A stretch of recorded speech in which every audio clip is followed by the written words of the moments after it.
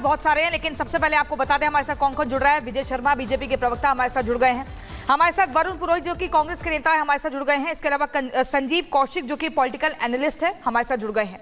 आप सभी का बहुत बहुत स्वागत है। लेकिन सबसे पहले विजय शर्मा जी, आपके पास आते हुए, लगातार बीजेपी की तरफ से दावा किया जा रहा है कि हम वापसी कर रहे हैं, हैट्रिक लगाने जा रहे हैं। नायब सिंह सैनी ने भी सुबह जब वोट किया उसके बाद पूरी तरीके से दमखम भरते हुए विक्ट्री साइन दिखाया और कहा कि किसी तरह की कोई आशंका जो भी लोग व्यक्त कर रहे हैं उससे कोई मतलब नहीं, हम वापस आ रहे हैं।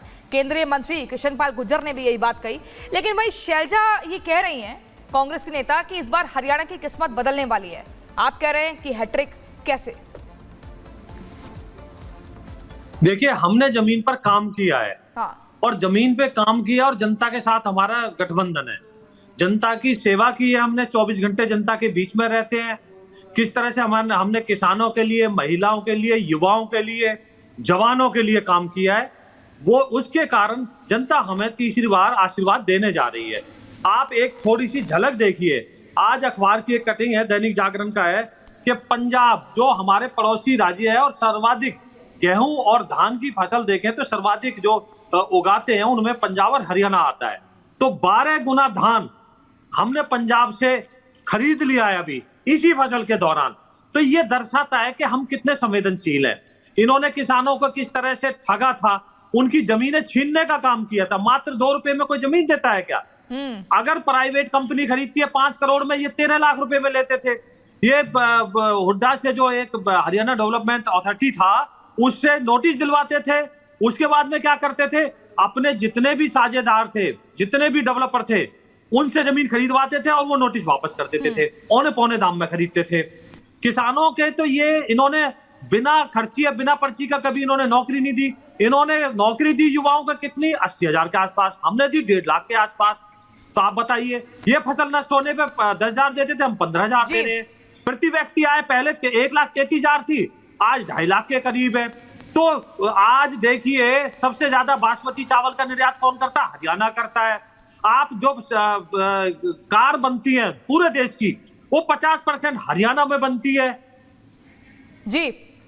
11 लाख लोगों को हमने मुफ्त में सिलेंडर देके, आप लोगों ने किया है उसका पूरा लेखा जोखा आपके पास है और इसी को लेकर आप जनता के बीच गए, इसलिए 8 तारीख का आप इंतजार कर रहे हैं। रामकुमार पाल जी, पॉलिटिकल एनालिस्ट, भी हमारे साथ जुड़ गए। लेकिन मैं वरुण पुरोहित जी आपके पास आना चाहूंगी। आपको लगता नहीं कि जो इंटरनल टसल है इस बार आप पर भारी पड़ सकती है? कुमारी शैलजा कहीं और जा रही है प्रचार करने के लिए, भूपेंद्र हुड्डा कहीं और जा रहे हैं, गुटबाजी लगातार दिख रही है। ऐसे कैसे काम चलेगा? जब एकजुटता पार्टी के भीतर ही नहीं है तो फिर लोगों को पंजाब वाला सीन भी याद आएगा। पंजाब में क्या हुआ था, वो अंत तक ये चुनते रहे कि उनका मुख्यमंत्री कौन बनेगा।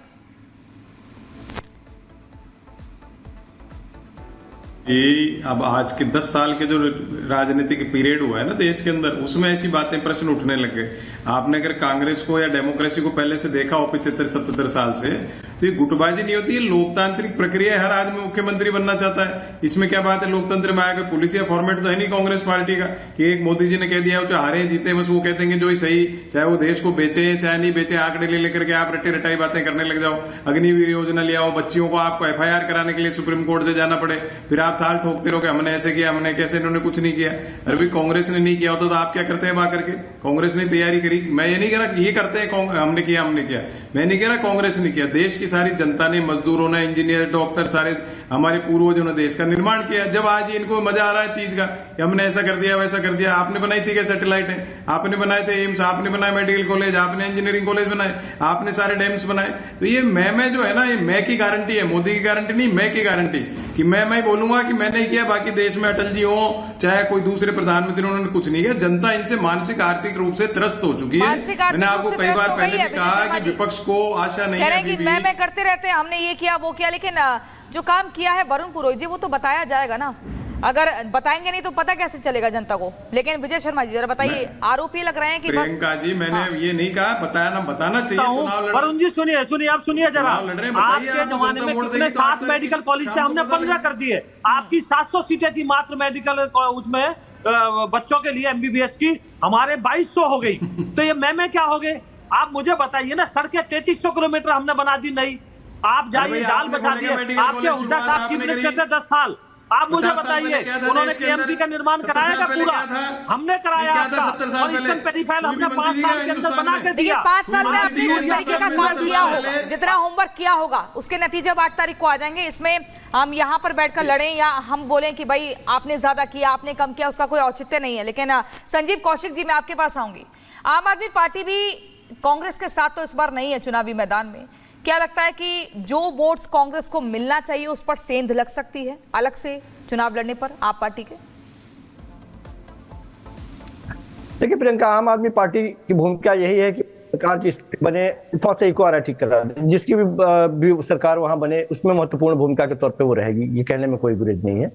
ये बात अलग है कि ये दम भरना, सारी राजनीतिक पार्टियां कहती है कि नहीं सरकार हमारी बनेगी, हम सत्ता में रहेंगे। लेकिन मूल बात यह है कि जो भारतीय जनता पार्टी ये बात कह रही है कि हमने जमीन पे काम किया है, तो निश्चित तौर पे जो जमीन पे काम किया गया उसके फसल काटने का वक्त आ गया है और जनता फसल काटेगी। जनता ने देखा है कि किस तरह से भारतीय जनता पार्टी ने सड़कों पे किलो की जो फसल उगाई थी और किसानों की पीठ पे जो चमड़े छीले गए थे उसका निश्चित तौर पर वो फसल काटेगी।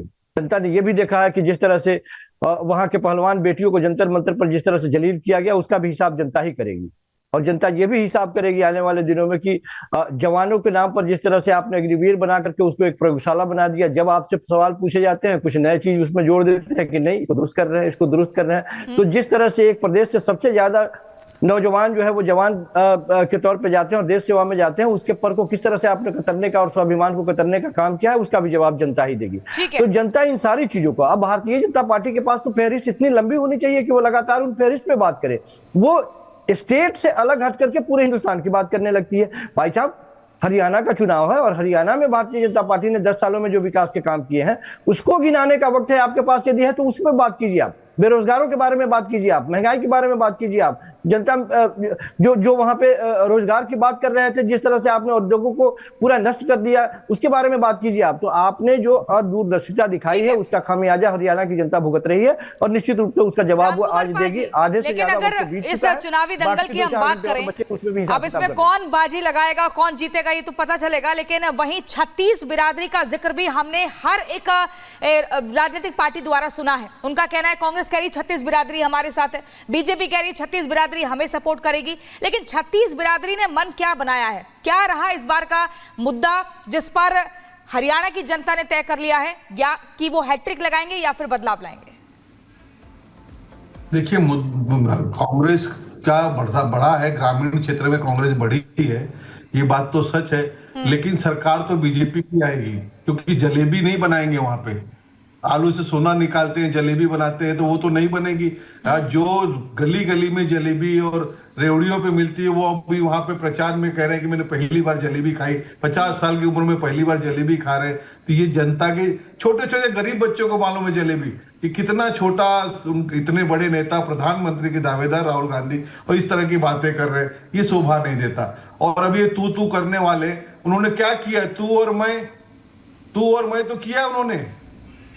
इन्होंने अल्पसंख्यकों को जितना दिया है उसका 10% भी हिंदुओं को नहीं दिया है। प्रियंका जी, वरुण पुरोहित जी, मेरा सवाल ये है, कहा यह जा रहा है कि कांग्रेस जो इतनी आश्वस्त दिख रही है, उनको लग रहा है कि अब 10 साल बीजेपी है, अब हम आएंगे और इसलिए ज्यादा रैलियां भी ना करें, ज्यादा प्रेशर ना लें। और ये कहा जा रहा है कि भाई जलेबी की सरकार थोड़ी बनानी है हरियाणा में। आपके ऊपर आरोप लग रहा है, जैसा आपके ऊपर वाड्रा का आरोप लग रहा है, जमीन घोटाला।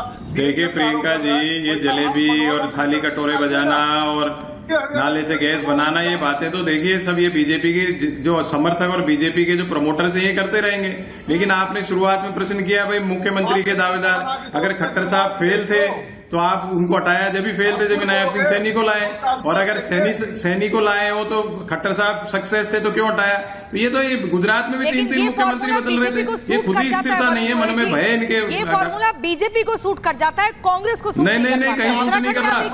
बीजेपी को सूट कर गया, पंजाब में कांग्रेस नहीं कर पाया। कहीं सूट नहीं कर रहा बीजेपी को, गुजरात के अलावा कहीं भी सूट नहीं किया। इनका फॉर्मूला फेल हो गया पूरे देश में। ये तो विपक्ष इतना मजबूत नहीं है, इसलिए वापस 240 आए। मैं फिर कह रहा हूं, मैंने आपको जनवरी से कह रहा हूं बात, जब प्राण प्रतिष्ठा करी थी राम मंदिर की इन्होंने, जब से कह रहा हूं विपक्ष को पता नहीं है, मोदी का ही पक्ष का वोट है, मोदी के खिलाफ वोट है।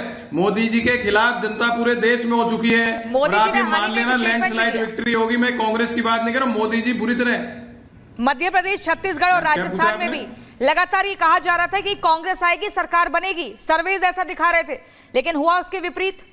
हाल ही में कहा पीएम मोदी ने ये बात। अरे वरुण जी को जरा आईना दिखाइए, वरुण जी को जरा आईना दिखाइए। जो कांग्रेस पार्टी कि जो विपक्ष अगर सबसे पुरानी मजबूती से पार्टी है चुनाव वो लड़ता है तो सब लगातार जगह 3 जीतना इलेक्शन था। में 100 राजस्थान पार की नहीं कर आपने पाई, बात करी, टिकटों तो में गड़बड़ करी, इसलिए हारे उसको नहीं। करके बोलिए ना। ये बातें करते हैं। मैंने विपक्ष की बात करी नहीं, सारे देश में मोदी जी की नीतियों का विरोध हो रहा है। इनका जो अहम है, इनके अंदर जो ईगो है, लोकतांत्रिक व्यवस्था विजय इनके शर्मा जी। स्वभाव में नहीं है, इसलिए जनता इनको भगा रही है। इनको पूंजीवाद के प्रवर्तक, इनको आम आदमी की महंगाई, बेरोजगारी से कोई मतलब नहीं। ठीक है वरुण पुरोहित जी, आज एक सुबह स्टेटमेंट आता है नायब सिंह सैनी का, जब वो वोट डालने जाते हैं एक स्टेटमेंट देते हैं और कहते हैं